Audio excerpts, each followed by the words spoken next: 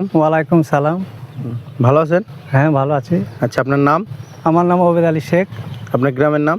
মালুমগাছা, আচ্ছা, আপনার থানা? নাকাশিপাড়া, জেলা? নদিয়া। আচ্ছা, তো আপনি গাড়িটা নিলেন হুম। কিভাবে নিলেন? আমি মোবাইলে দেখেছিলাম, দিয়ে ওই ফোন করেছিলাম, দিয়ে ওখানে আসতে বললাম, দিয়ে শোরুমে গিয়েছিলাম। আচ্ছা, এই গাড়িটা আপনি পছন্দ করেছেন? এই গাড়িটা পছন্দ হলো, দিয়ে নিয়ে আসলাম।